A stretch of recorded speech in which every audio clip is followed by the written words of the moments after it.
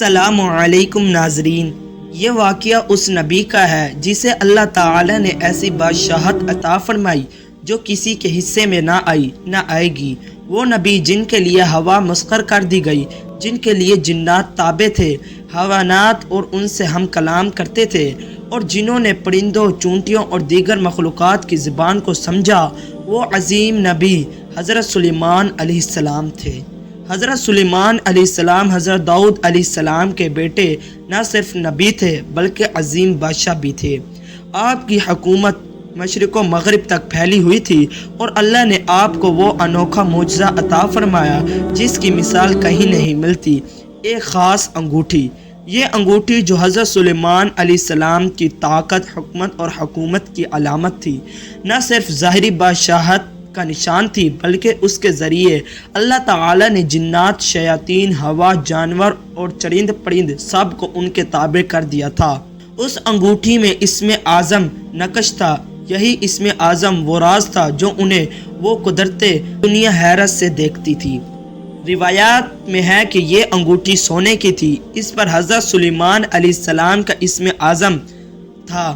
بعض روایات کے مطابق وہ 5 مخصوص اسما تھے جو اللہ کے رازدار ترین اسما میں سے تھے، اور اسی کی بدولت حضرت سلیمان علیہ السلام کی حکومت تمام مخلوقات پر قائم تھی۔ حضرت سلیمان علیہ السلام ہر روز مخصوص وقت پر انگوٹھی کو اتار کر غسل فرماتے اور عبادت کرتے۔ ایک دن جب وہ غسل کے لیے روانہ ہوئے تو انگوٹھی اپنے کنیز یا زوجہ کے پاس چھوڑ گئے، جسے ایک جن یا شیطان نے دھوکہ دے کر لے لیا۔ وہ جن یا شیطان، جس کا نام بعض روایات میں سخر یا اسف بتایا گیا ہے، حضرت سلیمان علیہ السلام کی صورت اختیار کر کے تخت پر بیٹھ گیا اور انگوٹھی پہن کر ان کی شکل و صورت کے ساتھ لوگوں کے درمیان ظاہر ہوا۔ لوگ چونکہ انگوٹھی کو حضرت سلیمان علیہ السلام کی پہچان اور طاقت کا ذریعہ سمجھتے تھے، وہ اس جن کو ہی سلیمان سمجھنے لگے اور اصل حضرت سلیمان علیہ السلام کو کوئی نہ پہچان سکا۔ وہ تنہا بے سر و سامان عام لوگوں کی طرح بھیک مانگتے پھرتے رہے۔ یہ آزمائش اللہ تعالی کی طرف سے تھی تاکہ لوگوں کو یہ سبق ملے کہ اصل طاقت اللہ کی ہے، نہ کہ کسی چیز یا ظاہری علامت کی۔ حضرت سلیمان علیہ السلام کئی دنوں تک در بدر رہے۔ وہ جن تمام امور سلطنت کو اپنی مرضی سے چلاتا رہا، لیکن چونکہ وہ نبی نے اس سے غلطیاں اور ظلم سرزد ہونے لگے۔ ادھر انگوٹھی پانی میں گر گئی۔ روایات میں ہے کہ ایک مچھلی نے اس انگوٹھی کو نگل لیا، پھر اللہ تعالی کی مشیت سے وہ مچھلی ایک غریب ماہی گیر کے ہاتھ آئی۔ جب حضرت سلیمان علیہ السلام نے اس مچھلی کو خریدا اور اس کے پیٹ سے انگوٹھی نکلی تو انہوں نے وہی انگوٹھی دوبارہ پہنی۔ جیسے ہی انگوٹھی ان کی انگلی میں پہنائی گئی، ویسے ہی تمام مخلوقات نے دوبارہ انہیں پہچان لیا۔ جنات دوبارہ تابع ہو گئے، شیطان کی حقیقت سب پر ظاہر ہو گئی اور وہ شیطان بھاگ کر کہیں چلا گیا۔ کچھ روایات کے مطابق اسے جنات نے قید کر دیا یا مار دیا۔ اس واقعے سے یہ بھی ثابت ہوا کہ نبی ہونے کے لیے انگوٹھی طاقت یا شکل و صورت نہیں بلکہ وہی اخلاص اور اللہ کی جانب سے چنے ہوئی ہستی ہونا ضروری ہے۔ حضرت سلیمان علیہ السلام نے دوبارہ حکومت سنبھالی، انگوٹھی کو ہمیشہ اپنی حفاظت میں رکھا اور سخت تاکید کی کہ وہ انگوٹھی کسی کے حوالے نہ کی جائے۔ ان کے بعد انگوٹھی کا کیا ہوا، اس بارے میں کئی روایات موجود ہیں، لیکن صحیح ترین بات یہی مانی گئی ہے کہ حضرت سلیمان علیہ السلام کے وصال کے بعد وہ انگوٹھی زمین میں دفن کر دی گئی۔ بعض اقوال میں ہے کہ وہ انگوٹھی بیت المقدس کی بنیادوں میں دفن ہے، اور بعض کہتے ہیں کہ اسے اللہ تعالی نے زمین سے اٹھا لیا۔ یہ انگوٹھی پھر کسی نبی کو نہیں ملی، نہ ہی کسی اور کو، کیونکہ وہ خاص حضرت سلیمان علیہ السلام کے لیے تھی، ان کے دور اور ان کے اختیار کی علامت تھی۔ حضرت سلیمان علیہ السلام کی یہ انگوٹھی نہ صرف دنیاوی طاقت کی علامت تھی بلکہ ایمان، اخلاص اور اللہ پر بھروسے کا بھی نشان تھی۔ اللہ تعالی نے یہ طاقت صرف اپنے منتخب بندے کو دی اور پھر واپس لے لی تاکہ دنیا یہ جان لے کہ ہر چیز کا مالک صرف اللہ ہے۔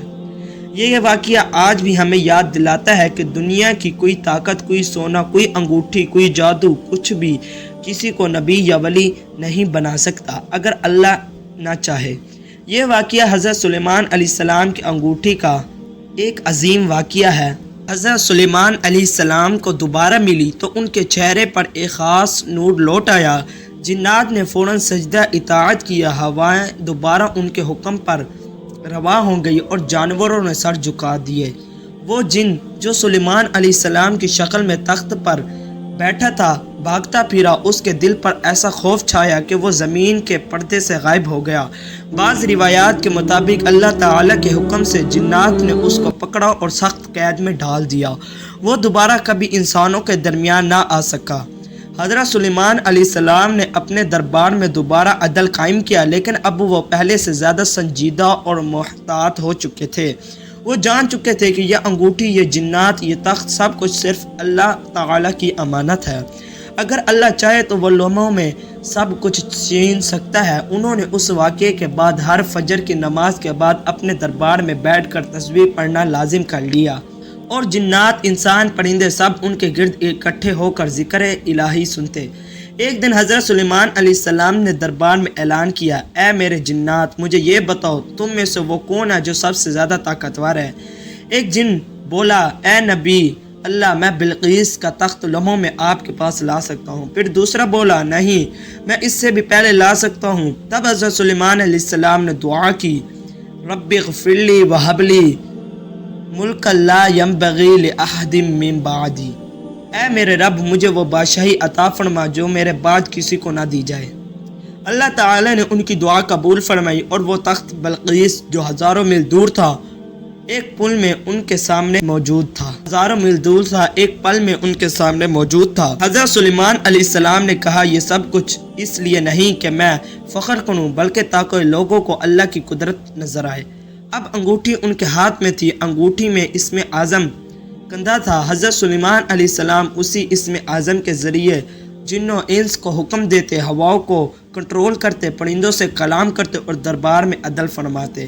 ان کے تخت کے نیچے ایک ایسا شیشہ نصب تھا کہ لوگ پانی سمجھ کر خوف کھا جاتے، لیکن وہ اصل میں ایک بلور تھا، شفاف اور چمکتا ہوا۔ بلقیس جب آئی اور حضرت سلیمان علیہ السلام نے اس کا دل کھولا تو وہ سجدے میں گر پڑی اور اللہ واحد پر ایمان لے آئی۔ حضرت سلیمان علیہ السلام نے روزمرہ معلومات بھی انگوٹھی سے منسلک تھی۔ وہ صبح کا آغاز دعا سے کرتے، دربار لگاتے، جنات کو حکم دیتے کہ کہاں کہاں تعمیرات ہونی ہے۔ کبھی وہ سمندر کی گہرائیوں سے خزانے نکلوا رہے ہوتے، کبھی ہوا کے ذریعے کسی علاقے کا سفر کرتے، کبھی پہاڑوں میں قلعے بنوا رہے ہوتے، تو کبھی چونٹیوں سے بات چیت ہو رہی ہوتی۔ ان کے جنات سونا، چاندی، موتی، یاقوت اور بیش قیمت پتھر جمع کرتے اور ان سے دربار سجایا جاتا۔ پرندے ان پر سایہ کرتے، ہوا ان کے تخت کو زمین سے اوپر اٹھائے رکھتے۔ یہ سب کچھ اسی انگوٹھی کے ذریعے ممکن تھا جو ان کی نبوت کا نشان بھی تھی اور بادشاہت کا بھی۔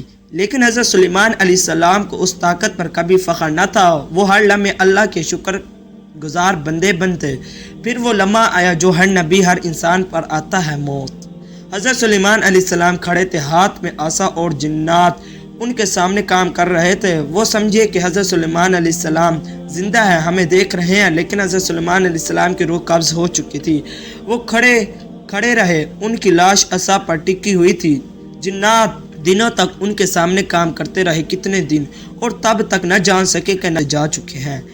آخر جب دمک نے ان عصا کھایا، یعنی کہ عصا گلنا شروع ہو گیا، وہ زمین پر گر پڑے، تب سب کو معلوم ہوا کہ سلیمان علیہ السلام دنیا سے جا چکے ہیں۔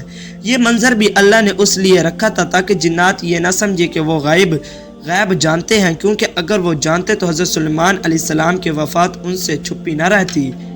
یہ تھا ہمارا آج کا واقعہ۔ ویڈیو اچھی لگی ہو تو ہمارے چینل کو سبسکرائب کر لیں۔ اللہ حافظ۔